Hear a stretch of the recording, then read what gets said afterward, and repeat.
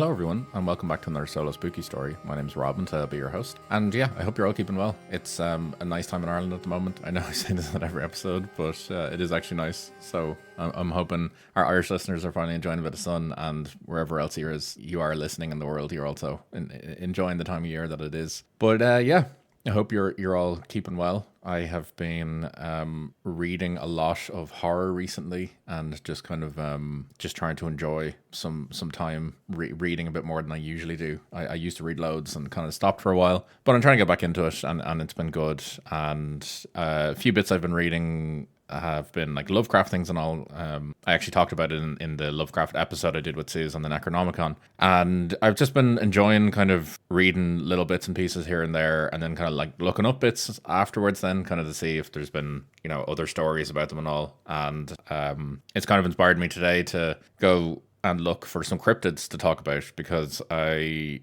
have been just, as I said, reading a bit more, and the classic kind of monster stories are always great. And I realized that we haven't actually done a solo short episode on cryptids since December last year, where we talked about the Christmas goblins. So I think we're well overdue a cryptid story. So today I am talking about a really interesting cryptid actually called the Rougarou, which is a cryptid from New Orleans.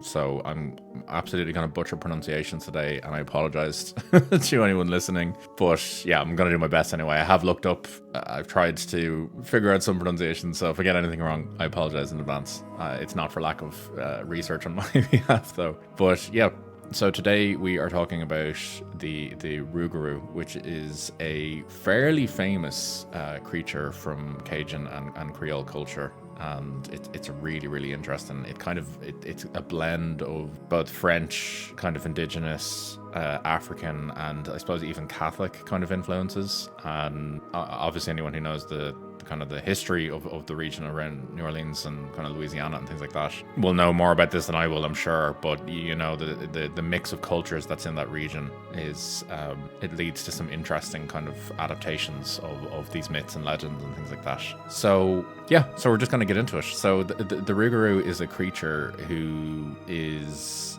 it's kind of like this dog sort of creature. It's kind of like a black dog, but then it's more than that as well. And when I talked about the mix of cultures, you're going to see how it kind of changes the description of the creature. So the very name Rougarou itself actually it's a linguistic artifact, I suppose.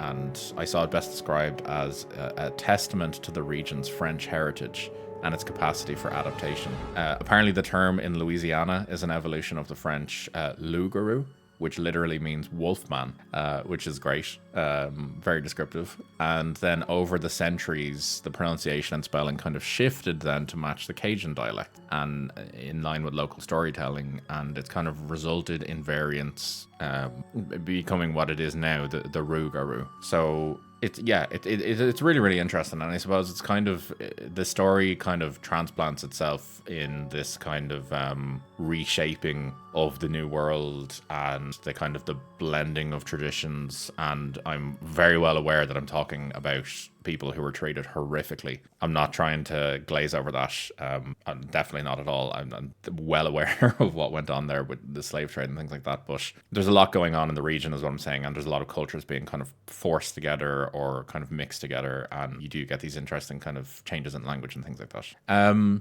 So descriptions of the Rougarou kind of vary across time, as these things do, but certain features do recur with kind of fairly remarkable consistency, to be fair. The creature is most often described as this kind of hybrid. It's a man with the head of a wolf or a large dog, and that it basically towers over ordinary people. It stands upright, and it's, yeah, basically this hench dude with a wolf head, basically. It also has fur. It's typically described as black or dark brown, and it blends into the shadows or wetlands that it lives in, basically. So the key point of all of this, though, are the eyes. They're actually a focal point in many of the accounts. People often say that they burn red or orange or yellow, much like a dog's eyes, and are said to pierce the darkness and to ultimately strike terror into those who encounter it. Some kind of rough measurements and things like that pun intended, by the way.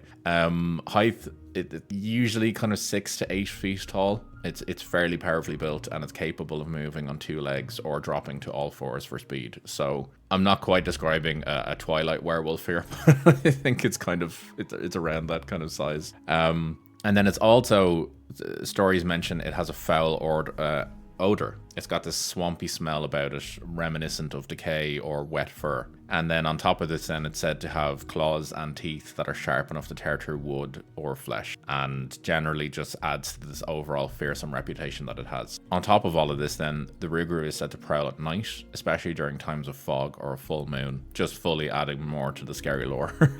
And then in final versions about it, the Rougarou is said to shift between human and beast forms, either at will or under certain conditions, perhaps a full moon, maybe one of those conditions. But yeah, the Rougarou, it's just this really interesting creature, and I suppose its folklore origins are kind of rooted in the werewolf traditions of medieval France, where the Lougarou was both a figure of fear and then also a scapegoat for unexplained misfortunes, I suppose might be the way to put it, murders, disappearances, things like that. And in 16th century France, accusations of lycanthropy, like the being a werewolf, were sometimes used to explain crimes or disappearances, and public trials of suspected werewolves weren't uncommon at the time. And out of this, the Lougarou was believed to be a person cursed or punished for sins, and they were often associated with breaking religious vows or consorting with witches. So we've got some wild mixing of stuff going on there. And ultimately then, when the French settlers and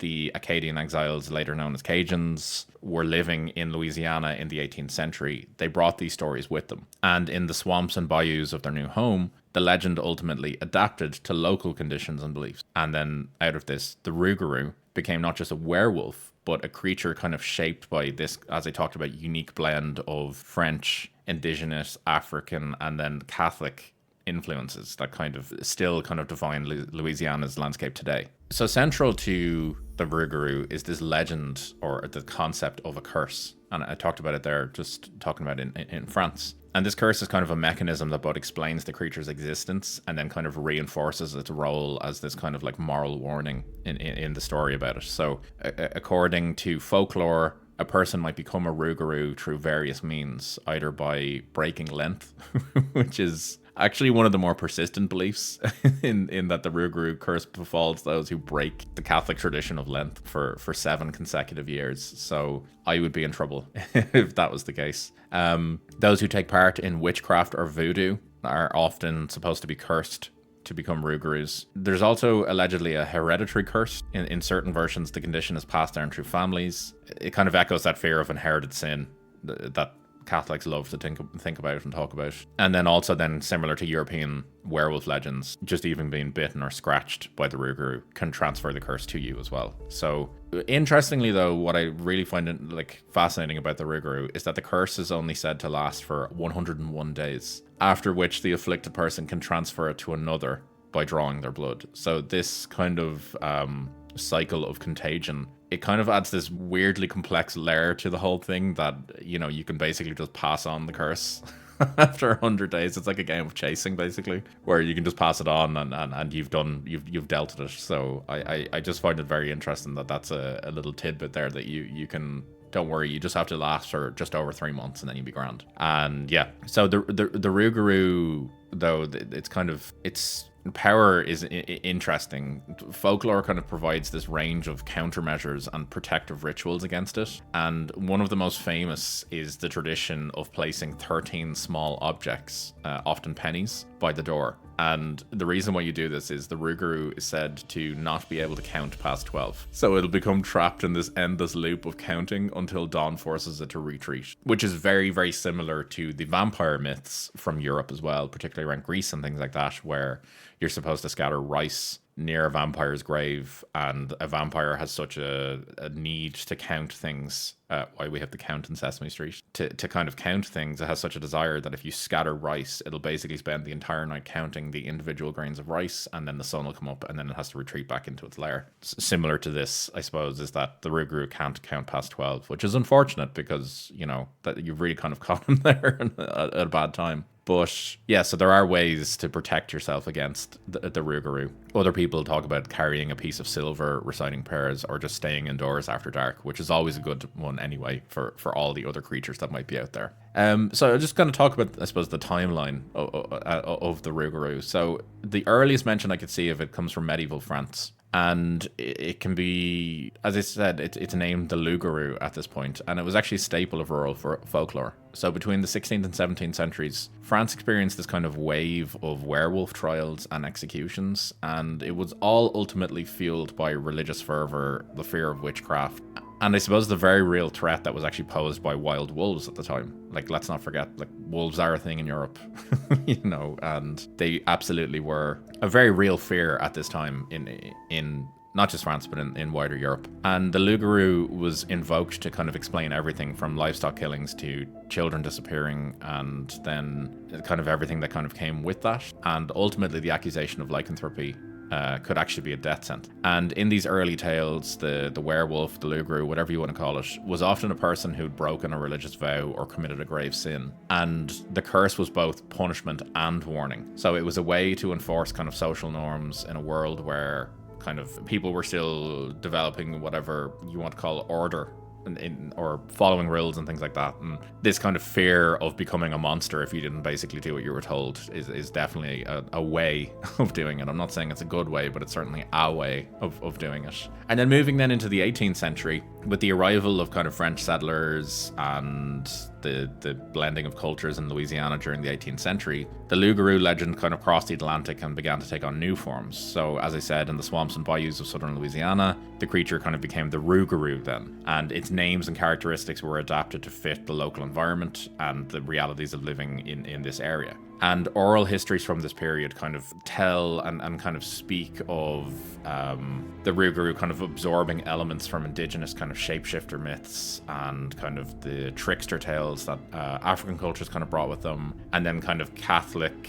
kind of teachings at the time kind of were like the fear of curses and kind of sin and all that sort of stuff. So it really kind of blended and became this other creature ultimately. And yeah, it's just a very interesting kind of blend of all these cultures that kind of ultimately made it what it is now. Then by the 19th century, references to the Rougarou kind of appear in regional folklore collections and parish accounts. There was a famous, I suppose, prominent documentarian who recorded stories of the Rougarou in the 1890s, Alcée Fortier. And Fortier kind of noted the role of the Rougarou as kind of both this moral warning and a subject of genuine belief. And in the accounts collected, the Rougarou was invoked to keep children closer to home after dark, and to also explain the mysterious deaths of livestock, or to account for strange noises in the night. Again, it's all very similar to what was already kind of talked about in France in the 16th and 17th centuries. It's still getting talked about here. And the difference here, though, is that the legend was not kind of confined to entertainment purposes, kind of talking about monsters and things like that. It was actually embedded in the rhythms of daily life, and it kind of shaped the behavior and reinforcing of kind of community rules and values and things like that. Farmers spoke of livestock being found injured or killed, and hunters often described large animals moving through the swamps with uncanny speed. And families ultimately started to pass down the stories of encountered that were only kind of shared within the family kind of environment or in their kind of trusted kind of communities and things like that. So you've got this oral tradition of stories kind of being woven and then shared and then kind of being built on. Like, you can definitely account for livestock going missing in this area. Like, you're in the bayous and things like that in Louisiana. There are other animals that live there. Like, there are crocodiles, there are, alligators, there are bears, there's all other sorts there. Suze has talked about, Bigfoot living in Louisiana as well. There's a lot of stuff going on there, and it's not just this wolfman that you have to be considerate of. So it's interesting that this is kind of where they went. And I suppose they're leaning into the traditions that they already had through history and things like that. And then finally moving into kind of the 20th and 21st century, then the early 20th century kind of saw a continuation of the Rougarou tradition, and there was kind of these new layers of detail and drama added by each generation. So in the 1920s, residents of a local area there reported a hairy creature emerging from the cane fields at night. It would kill livestock and it would terrify families. And then a local priest was said to basically have been called in, and he blessed the area and did some sort of ritual blessing or something like that in the area. And he then linked the attacks to the Rougarou's punishment of sinners who neglected their religious duties, which, you know, classic Catholic priest kind of stuff going on there. If you can link it back into it being the fault of the community or the fault of the individual, rather than just a creature attacking, you'll do that. So no surprises there. In the 1930s then, a farmer in Houma claimed to have seen a wolf-headed man dragging a deer carcass into the swamp, which I couldn't see any follow-up from that, but it was just an account there. And then police reports from the 1970s actually describe motorists encountering large wolf-like creatures crossing rural roads at night. They're all said to have glowing red eyes and have a foul odor. Moving then into the 1990s, fishermen near the, oh god, I'm gonna really butcher this pronunciation, I'm sorry, the Atchafalaya Basin reported seeing a tall, hairy figure with red eyes stalking the banks at midnight. And these accounts are fairly often dismissed by skeptics as misidentification or hoaxes. And I did say, look, there's a lot of creatures that live in this area. It's not completely unbelievable. You'd maybe have a bear with mange or something like that being seen, or other animals, you know. A lot of these cases, as you'll notice, are seen at night, which is not great for visibility, famously. So we'll take that as it is. And then I suppose moving then into the recent decades, the Rougarou has kind of experienced this kind of revival, both as a subject of paranormal investigation, but then also as a symbol of, I suppose, regional pride in a sense. There's a Rougarou Fest in Houma annually, and it was launched in 2012, and it actually apparently draws in tens of thousands of visitors, and it actually raises funds for local literacy and wetland conservation programs, which is actually lovely. And the festival features costumes, parades, music, and storytelling, and apparently it's kind of transformed the creature from a figure of fear into almost this kind of one of celebration and community identity, which is just actually lovely. And then obviously then, you know, there are literature, film, and television influences of the Rougarou. Apparently, it's appeared in episodes of NCIS New Orleans, which I didn't realize existed. So there you go. Go watch that if you'd like to. It's also in Supernatural, American Horror Story Coven, as well as in numerous novels and such as well. So the creature's kind of become this modern day symbol that's been transformed, which is kind of cool to see, because it's rare to see something like this kind of switch again. But I suppose it's appropriate for the Rougarou to be the one that it's switched from, because its own origins and its own kind of folklore is that of a creature that ultimately has kind of shifted with the blend of cultures it's experienced and been around and things like that. So it's pretty cool. The Rougarou has also been it's become a mascot for sports teams, and it's even the inspiration for a roller coaster park apparently in an amusement park. So yeah, it's just really, really interesting that it's just become this creature that's kind of transformed with time, and it's kind of kept up with the times, I suppose, in a sense, which is really, really interesting. Yeah, so I finally then I suppose I'll just talk about just kind of the alleged kind of rituals that you can do to look after yourself. So I've already talked about the 13 pennies rule. Other ones then I said carrying silver. As in the kind of European werewolf lore, silver is believed to repel the creature. If you want, you can recite some prayers, especially Catholic prayers, because, you know, why not? Anyone kind of invoking the saints are apparently fairly good. Staying indoors at nights, that's obviously just a fair enough one. That'll also just keep you safe from other people. So, and then famously, shockingly, if you apparently just avoid the swamps and bayous, you won't come across it, which, you know, again, a lot of common sense there, which is great. Yeah, so that's kind of it. I have one, I suppose, final list of I suppose a rundown of some of the sightings coming from the 1800s right through to modern times. So we'll finish on them. So in the 1800s, in the Atchafalaya Basin, again, apologies if I've mispronounced that, I'm so sorry. Settlers reported attacks by large upright wolves that were prowling near the bayou at night. So this is actually multiple Rougarou apparently, which is an interesting turn of events if that is the case. Moving then into 1932, we talked about the farmer seeing a wolf-headed man dragging a deer carcass into the swamp. In 1971 in Morgan City, police actually apparently investigated livestock killings, and they claimed to have seen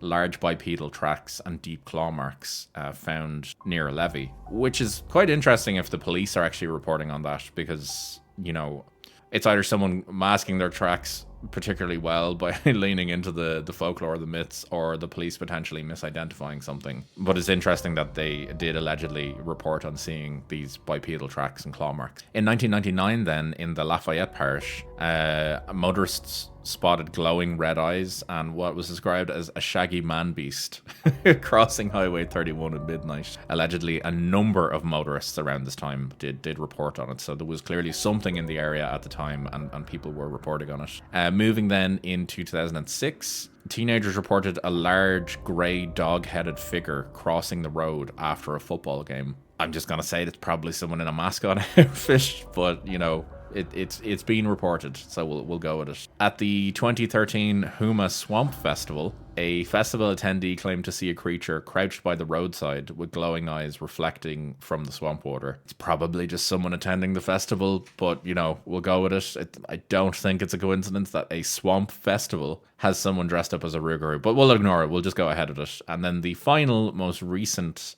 sighting that I could see that was widely reported was a bunch of hunters in 2022 recorded guttural howls, and their thermal cameras allegedly showed an upright figure moving through cypress trees, which is fascinating if true. Again, Suze has talked about Bigfoot being in this area as well, so who are we to know that it isn't just Bigfoot kind of coming in here? The honey monster, I think is what it was called, the Honey Island swamp monster. It could be both. Who are we to know? We have to be careful with all this. But yeah, the Rougarou, it's a fascinating creature that I suppose blends this kind of folklore, historical, and religious kind of myths all into one. And it's a fascinating creature that, yeah, it's just this blend of cultures that's ultimately settled on this one kind of werewolf style creature. But yeah, that's kind of it. I'm not going to go into kind of skeptical beliefs and kind of paranormal theories and all that. You know, I think I've covered that enough here as is, and you know, if you want to look into it more, by all means do. But yeah, it's an interesting one. It's a really, really interesting case, and I'd love to hear your thoughts on this. If you think it is a werewolf in the area, or if it's by chance